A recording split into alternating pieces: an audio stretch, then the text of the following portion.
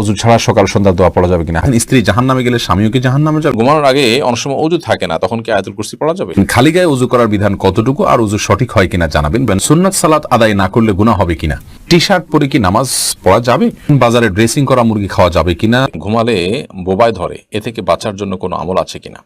আযান শেষ হওয়ার আগে কি নামাজ পড়া যাবে?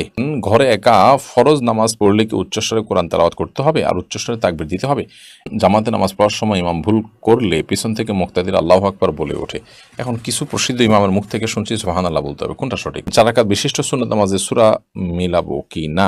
কোরআন শরীফ তেলাওয়াত করার সময় 2 পা গুটিয়ে বসে তেলাওয়াত করতে পারবো কিনা? বাড়িতে ফরজ নামাজ পড়লে একামত দিতে হবে কি? ছেলেরা যদি জামাতে ফরজ নামাজ আদায় না করে তাহলে নামাজ হবে কি? মহিলারা বাড়িতে নামাজের বিছানা নামাজ পড়ে অনেক সময় বিছানা কর্নার ভাঁজ করে রাখে, তা না হলে শয়তান নাকি দাঁড়িয়ে যায় বিছানায়।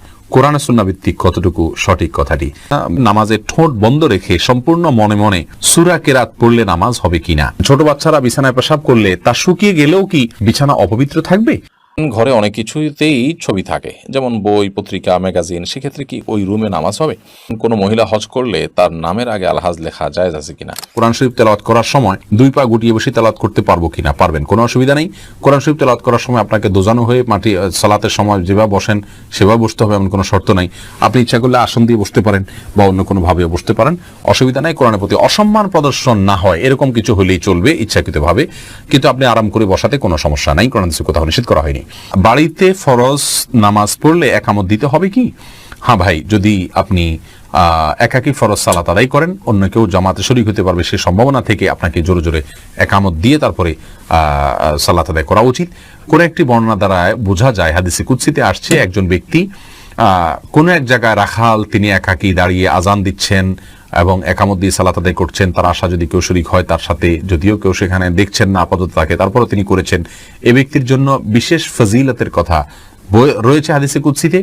যার কারণে আমরা বলি, বাসায়ও যদি আপনি একাকী সালাত আদায় করেন, কোনো কারণে জামাত চলে গেলে মসজিদে আপনি একামত দিয়ে নেবেন এবং এমনভাবে পড়বেন যাতে কেউ আপনার সাথে সম্ভব হলে শামিল হতে পারে।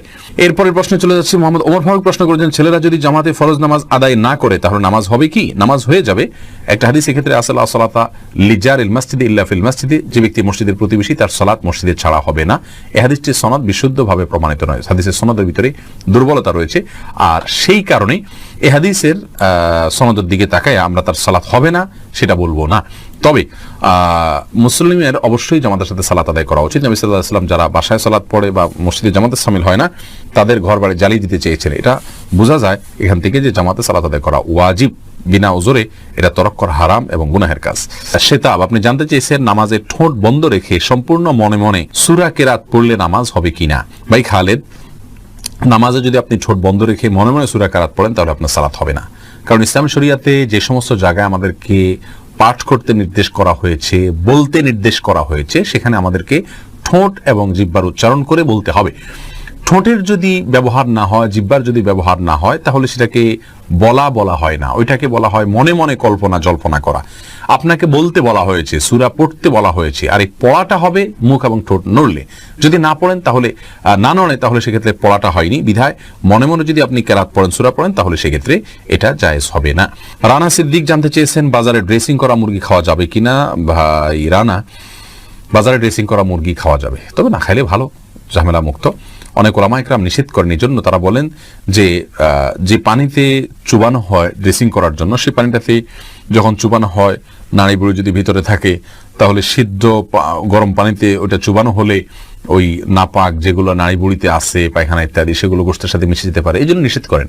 আসলে এত অল্প সময়ের জন্য যে চুবানো হয়, কয়েক সেকেন্ডের জন্য, এত অল্প সময়ের মধ্যে ওই নাপাকি এটা গোশত পর্যন্ত পৌঁছায় না, যার কারণে গোশতের মধ্যে কোনো দুর্গন্ধ আমরা দেখি না, স্বাদটাও নাপাকের আসে না, কোনো আলামতও আসে না, যার কারণে এটাকে আমরা হারাম মনে করি না।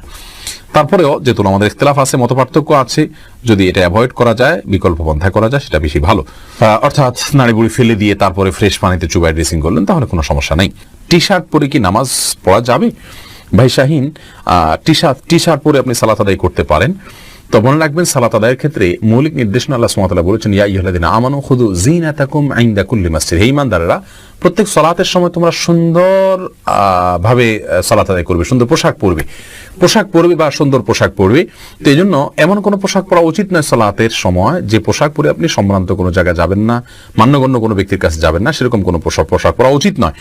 অতএব আপনি চেষ্টা করবেন যে পোশাক পরলে আপনাকে খারাপ দেখা না যায়, দৃষ্টিকটু দেখা না যায়, ভিন্ন ব্যতিক্রম মনে না হয়, এবং আপনি এটা পরে ভালো কোনো জায়গায় যেতে ইতস্ত বোধ করেন না, সেরকম পোশাক পরে সালাত আদায় করবেন। নাবিল শাহরিয়ার জানতে চেয়েছেন, স্ত্রী জাহান্নামে গেলে স্বামীও কি জাহান্নামে যাবে? না ভাই নাবিল, এটা কোনো জরুরি না যে স্ত্রী জাহান্নামে গেলে স্বামীও জাহান্নামে যাবে। লূত আলাইহিস সালামের স্ত্রী জাহান্নামে যাবে, কিন্তু তাই লূত আসলাম তো জাহান্নামে যাবেন না।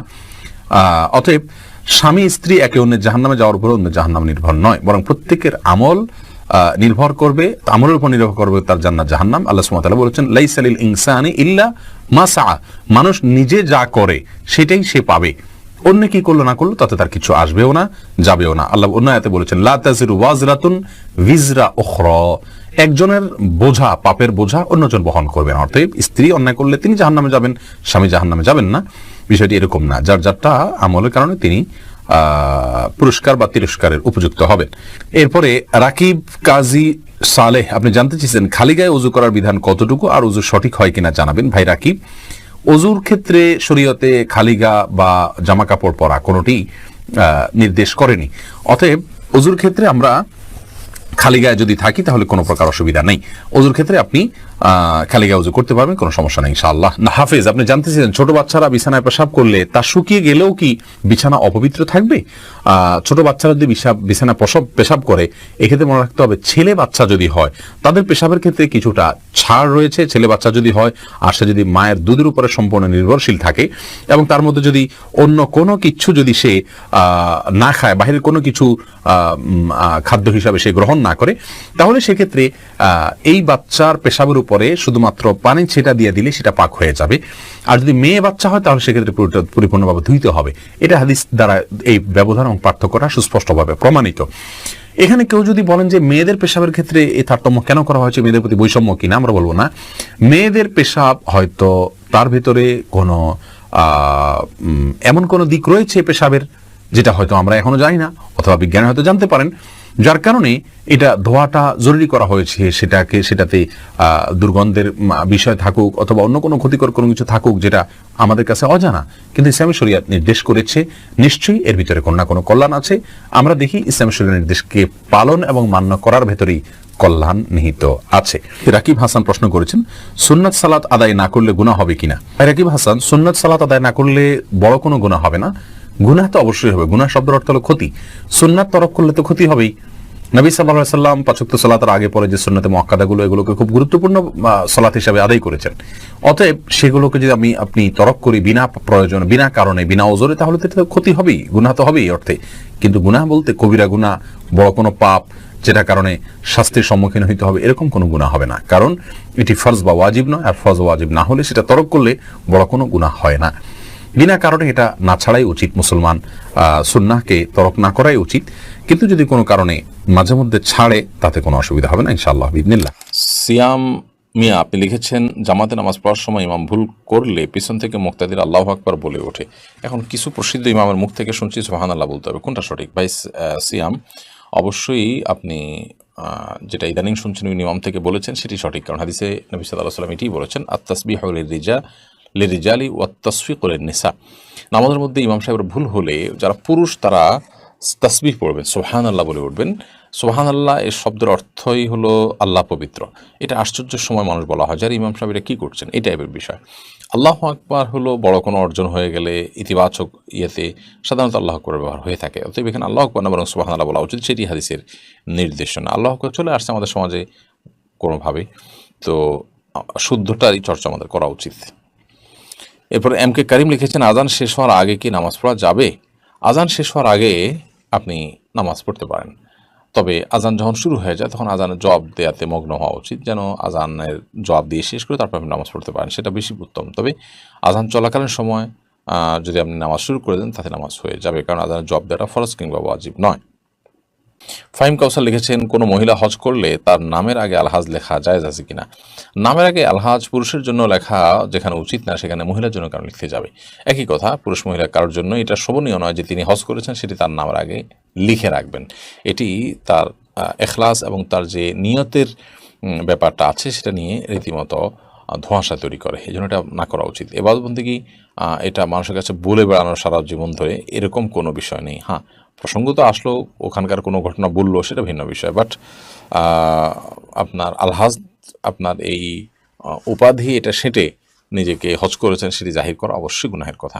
না, শিউলি মারিয়াম আপনি জানতে চেয়েছেন অজু ছাড়া সকাল সন্ধ্যা দোয়া পড়া যাবে কিনা? হ্যাঁ বোন, অবশ্যই পড়া যাবে। সকাল সন্ধ্যা দোয়া পড়ার জন্য অজুর প্রয়োজন নাই। জিকির, তসবিহ, আপনার দুরুদ, এগুলোর জন্য অজুর প্রয়োজন নাই। বুলবুল তানিম আপনি জানতে চেয়েছেন, মহিলারা বাড়িতে নামাজের বিছানা নামাজ পড়ে অনেক সময় বিছানা কর্নার ভাঁজ করে রাখে, তা না হলে শয়তান নাকি দাঁড়িয়ে যায় বিছানায়, কোরআনে সুন্নাহ ভিত্তিক কতটুকু সঠিক কথাটি?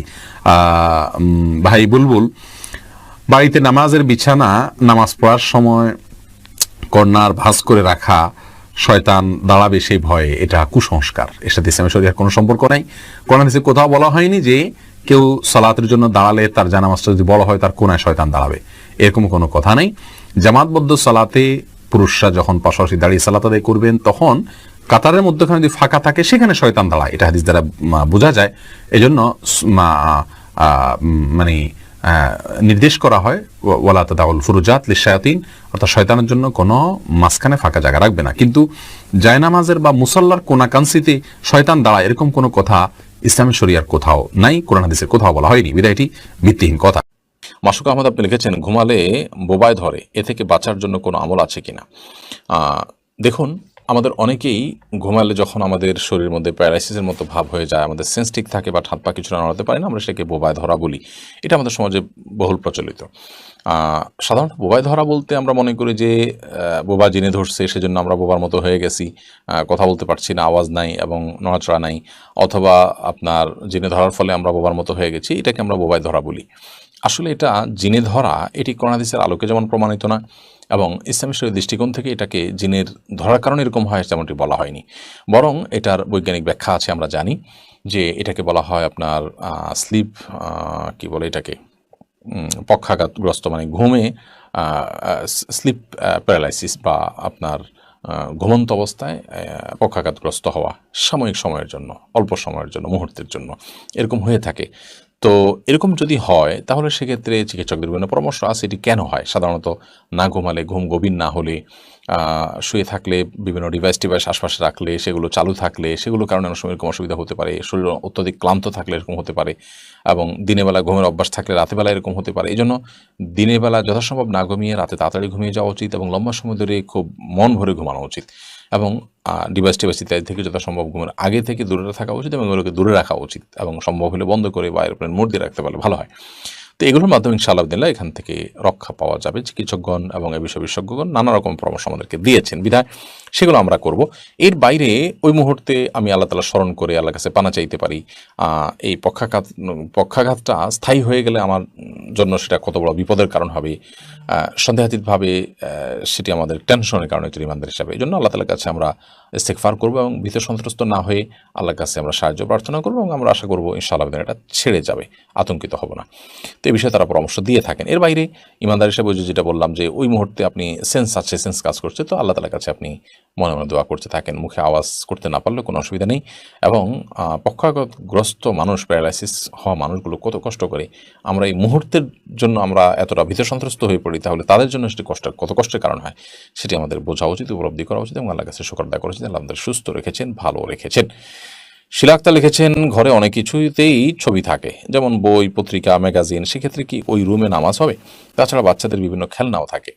বনশীলা, ঘরে বিভিন্ন আসবাবপত্রে যদি প্রাণীর ছবি থাকে তাহলে সেক্ষেত্রে সেই রুমে, বিশেষ করে এটা প্রকাশ্যে যদি থাকে টাঙানো ইত্যাদি, তাহলে সেখানে নামাজ না পড়ে, যেখানে নাই সেখানে নামাজ পড়া উচিত। অথবা ওখানে নামাজ পড়তে হলে সেটিকে যথাসম্ভব ঢেকে কোনো কিছু দিয়ে চাপা দিয়ে তারপরে, বা ড্রয়ার ইত্যাদিতে রেখে তারপর নামাজ পড়া উচিত। না হলে এটি মাকরুহ হবে। তবে সেখানে নামাজ হবে না এরকম না, নামাজ হয়ে যাবে। এমডি আকরাম হোসেন লিখেছেন, ঘরে একা ফরজ নামাজ পড়লে কি উচ্চস্বরে কোরআন তেলাওয়াত করতে হবে আর উচ্চস্বরে তাকবীর দিতে হবে?